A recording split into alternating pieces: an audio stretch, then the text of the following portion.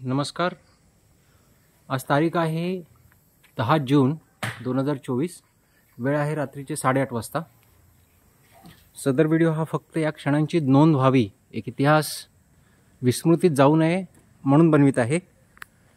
आत्ताची परिस्थिती ही आहे की 1 मार्च 2024 रोजी निकाल आलेला आहे वहिवाटीचा, परंतु प्रक्रियेचा कायद्याचा दुरुपयोग करून, अशिष्टाचार करून, सामाजिक नैतिकतेला धाब्यावर बसून एक प्रकारे आज देखील आम्हाला आमच्या वहिवाटीच्या अधिकारापासून वंचित ठेवले आहे. आणि त्याचा परिणाम हा आहे की माझ्या आईला आता डॉक्टरकडे घेऊन जायचे आहे. एक अपॉइंटमेंट आहे 8:30 वाजताची. परंतु ह्या परिस्थितीत आमचा वहिवाटीचा मार्ग मोकळा असताना, कायद्याने आमचा मार्ग मोकळा आहे, परंतु तो वापरता येत नाही, कारण अनधिकृतपणे, बेकायदेशीरपणे भिंत बांधली गेली आणि ती हटवायला तयार नाही आहेत. आणि त्यासाठी आता पोलीस प्रोटेक्शन घेऊन किंवा योग्य ती प्रक्रिया पूर्ण करून जे काही राहिलेले त्यांचे डावपेच आहेत त्यांच्याशी झुंजत ही वहिवाट मोकळी करून घ्यावी लागेल. परंतु तोपर्यंत हा अन्याय माझ्या कुटुंबाला अनाठाई सोसावा लागत आहे. आत्ता जर आईला डॉक्टरकडे घेऊन जायचे असेल तर मुख्य रस्त्यापर्यंत जाण्यासाठी या अंधारातून तिला शेतातून जावे लागणार आहे.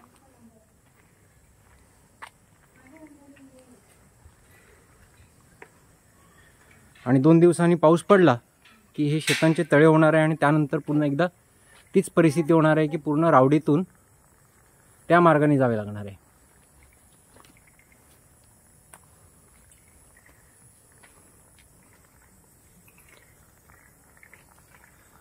माझा प्रश्न एकच आहे की कायद्याने जर निर्णय आलेला आहे तर जोपर्यंत सामनेवाल्यांचा स्टेचा अर्ज किंवा त्यावरती मनाई हुकूम जोपर्यंत त्यांच्याकडे येत नाही तोपर्यंत आमची वहिवाट अडवून धरून त्यांना काय मिळते. आणि ती जर तशी सोडली, जोपर्यंत त्यांचं कायदेशीर प्रक्रिया पूर्ण होत नाही, जोपर्यंत त्यांच्या बाजूने निकाल येत नाही, आदेश येत नाही, तोपर्यंत जर आम्ही वहिवाट वापरली तर त्यांचे काय नुकसान होते. आमचे नुकसान हे आहे, शेती तर बंद झालेलीच आहे, शेती व्यवसाय हा बंद झालेला आहे, गायी विकलेल्या आहेत, परंतु दैनंदिनी ही व्यथा आहे.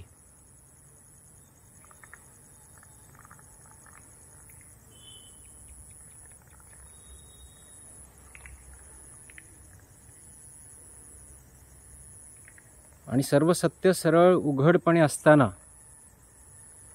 कायदेशीर प्रक्रियांचा कितपर्यंत आधार घ्यायचा, कितपर्यंत कायदेशीर प्रक्रिया पूर्ण करत राहा सांगायचे.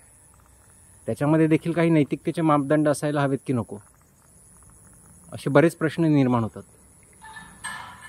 परंतु माझा मूळ मुद्दा एकच की जोपर्यंत त्यांच्या समोरच्यांच्या बाजूनी ऑर्डर येत नाही तोपर्यंत माझ्या बाजूनी जी 1 मार्च 2024ला ऑर्डर आलेली आहे तोपर्यंत माझी वहिवाट का म्हणून मोकळी न राहावी, तोपर्यंत माझ्या कुटुंबाला का म्हणून हा अन्याय सोसावा लागावा, का म्हणून हे नुकसान, आणि या नुकसानीची भरपाई कोण देणार. याच्यात जर कोणाची जीवितहानी झाली तर त्याचे जबाबदार कोण. आणि केव्हा मला जाता येते म्हणून मला यांनी ही बेकायदेशीर बांधलेली भिंत ओलांडून जावे लागते, जिथे यांनी ही परिस्थिती करून ठेवलेली आहे.